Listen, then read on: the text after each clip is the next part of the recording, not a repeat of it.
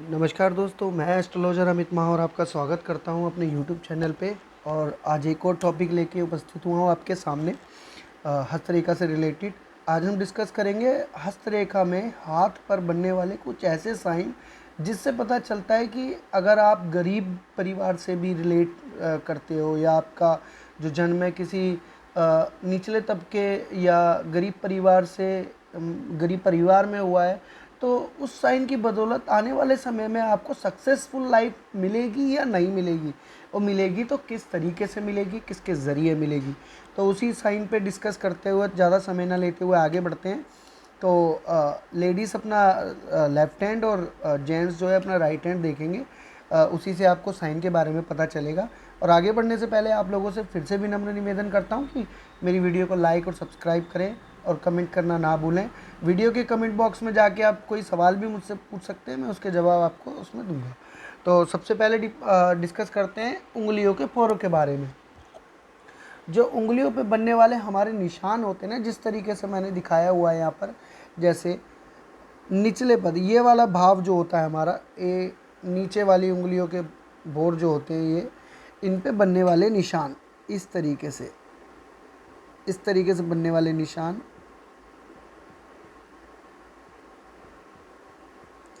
ऐसे व्यक्ति भी भाग्यशाली कहे जाते हैं।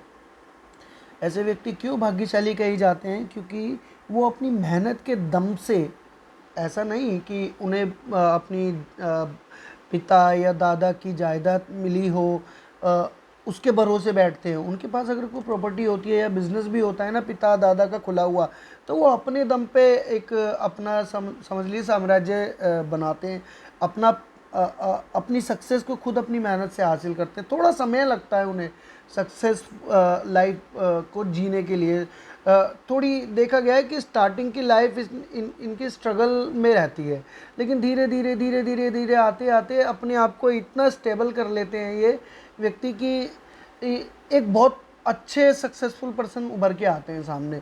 अब सेकंड बात करें ना, तो अगर सेकंड बोर में यहाँ पर निशान हो, इस तरीके से तीन चार लाइनें बनी होती है, तो अगर ये भी होती है ना दोनों खानों के अंदर स्पष्ट लाइनें, डिपेंड यही करता है कि ये लाइनें तभी पूरा प्रभाव देगी जो कि स्पष्ट दिखती हो और गहरी हो, बिल्कुल साफ, कटी फटी बिल्कुल ना हो बीच में से।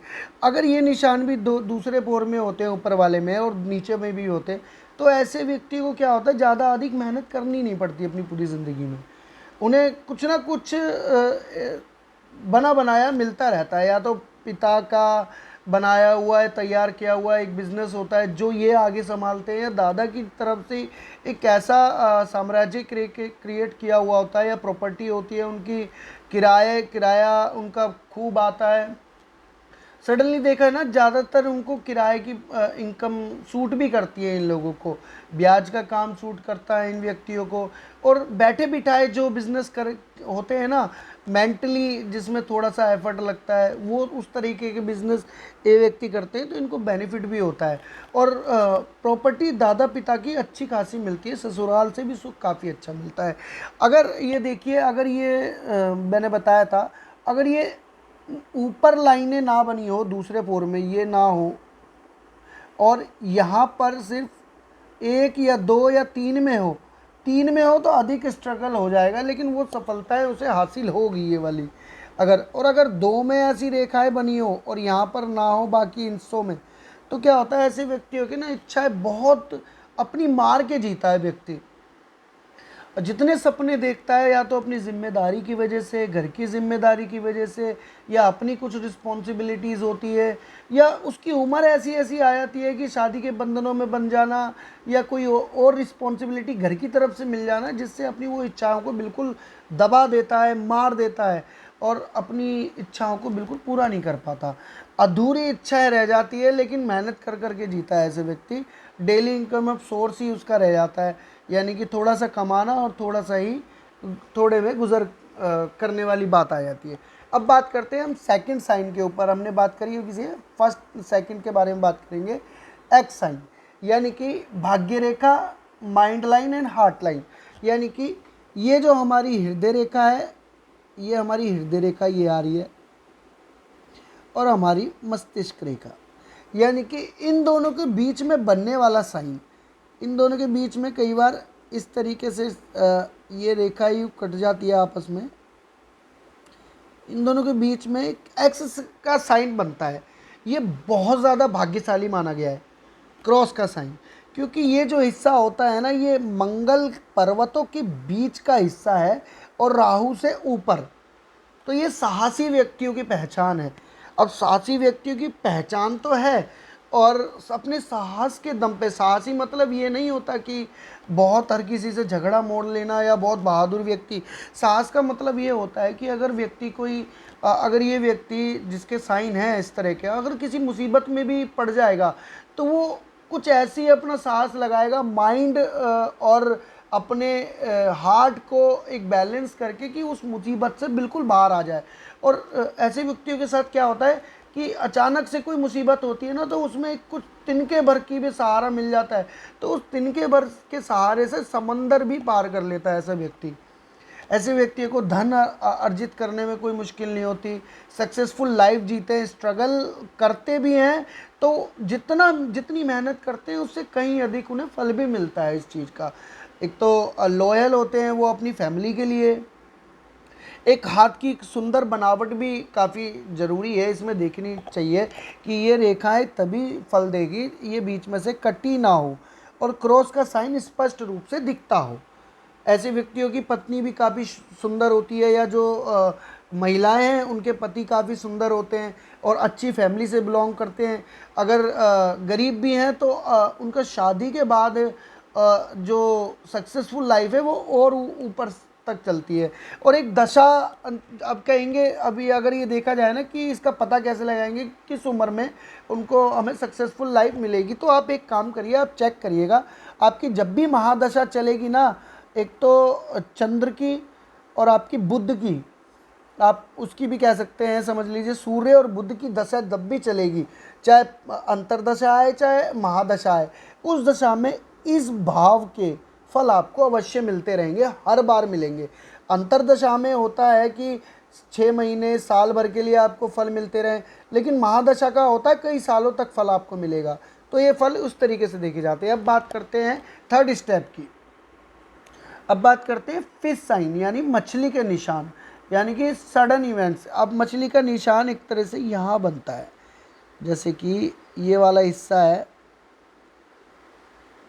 यहाँ पे कई बार एक भाग्य की रेखा इस तरीके से आ जाती है और यहाँ पे मछली का निशान बन जाता है। इस तरीके से भी बनता है मछली का निशान। तो अगर ये मछली का निशान इस तरीके से मछली का निशान बनता है, ये देखिए ये बन रहा है, इस हाथ पे भी ये देख सकते हैं आप साफ तरीके से, ये मछली का निशान बनता है। तो ऐसे व्यक्ति भी काफ़ी भाग्यशाली माने गए हैं, क्योंकि केतु और चंद्र और शुक्र इन तीनों का मिली भगत एक तरीके से गुण होते हैं व्यक्ति के अंदर। गुण क्यों होते हैं? चंद्र जैसी उसके अंदर ना एक सहनशीलता होती है, किसी से बात करने की क्षमता, शांत स्वभाव बिल्कुल, और शुक्र की लग्जरी लाइफ जीने का एक अंदर उनके मन के अंदर बहुत विचार उठते हैं भोग विलास के। और केतु जैसी ऊंचाइयां छूने का, यानी कि अपने धर्म को मानते हुए और किसी का अपमान ना करते हुए। और ये रेखा बिल्कुल स्पष्ट हो और मछली का निशान बिल्कुल साफ हो, जैसे मैंने बनाया हुआ है, बीच में से कटा हुआ ना हो और उसको कोई रेखा ना काट रही हो, क्रॉस का निशान ना हो, और भी अगर कोई निशान ना हो ना मछली के चिन्ह पे, और बिल्कुल स्पष्ट दिखे, तो समझिए ऐसे व्यक्ति बहुत भाग्यशाली होते हैं।